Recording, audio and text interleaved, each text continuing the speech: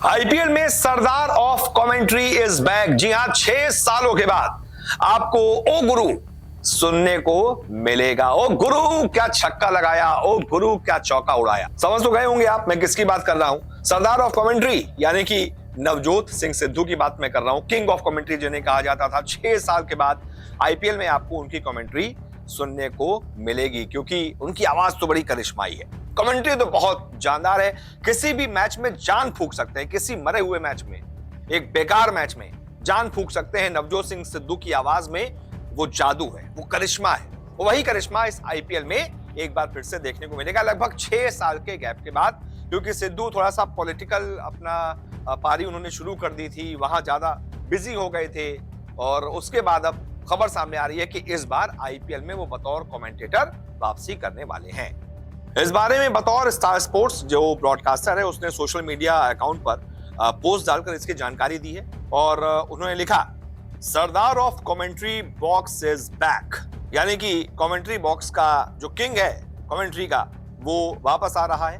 बाकायदा सिद्धू ने भी इस ट्वीट को रीट्वीट किया है। आपको बता दें, कांग्रेस के सीनियर लीडर हैं अब नवजोत सिंह सिद्धू।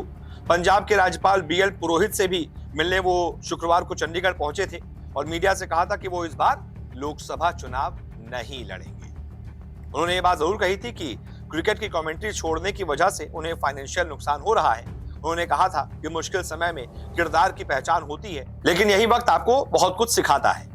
आपको बता दें, नवजोत सिंह सिद्धू के पिता सरदार भगवंत सिंह एक क्रिकेटर थे। वो चाहते थे कि उनका बेटा भी उनकी तरह खिलाड़ी बने। अपने पिता की इस इच्छा को पूरी करने के लिए सिद्धू क्रिकेट में आए। 1983 से लेकर 99 तक, यानी कि लगभग 16 सालों तक वो टीम इंडिया का हिस्सा रहे। उन्होंने वेस्टइंडीज के खिलाफ अपना पहला टेस्ट मैच खेला था, और सिद्धू ने कुल मिलाकर 51 टेस्ट टीम इंडिया से खेले हैं और 136 वनडे मैच खेले हैं। टेस्ट में जहां उन्होंने 3202 रन बनाए हैं, और वनडे में उन्होंने 4413 रन बनाए हैं। बहुत विस्फोटक बल्लेबाज माने जाते थे सिद्धू। आगे बढ़ बढ़कर लंबे लंबे छक्के लगाते थे। जिसके बाद 1999 में उन्होंने क्रिकेट से संन्यास का ऐलान कर दिया था, और उसके बाद कमेंट्री में अपना हाथ आजमाया। बहुत शानदार कमेंट्री करते थे। लोगों को उनकी आवाज बहुत पसंद आती थी। आईपीएल में भी बहुत सालों तक कमेंट्री की, लेकिन आखिरी बार आईपीएल 2018 में उन्होंने कमेंट्री की थी, और उसके बाद फिर पंजाब सरकार में मंत्री बनने के बाद वो कमेंट्री पैनल से बाहर हो गए थे। इसके बाद उन्होंने अपने सारे टीवी शो भी छोड़ दिए थे, और पूरी तरीके से अपना राजनीतिक करियर वो एंजॉय कर रहे थे। अब पॉलिटिकल एक्सपर्ट कहते हैं कि सिद्धू कांग्रेस में बिल्कुल अकेले पड़ गए थे, एकदम अलग हो गए थे। पंजाब प्रदेश कांग्रेस में उन्हें कोई तवज्जो नहीं मिल रही थी। करीब 2 महीने से पार्टी से बिल्कुल अलग चल रहे थे। वहीं पार्टी हाईकमान में उनकी पैठ भी कमजोर पड़ती दिख रही थी। लोकसभा चुनाव न लड़ने का ऐलान वो पहले ही कर चुके हैं, और विधानसभा चुनाव में अभी भी 3 साल का समय बाकी है। ऐसे में सिद्धू ने दोबारा टीवी की दुनिया में जाने की राह को चुन लिया है।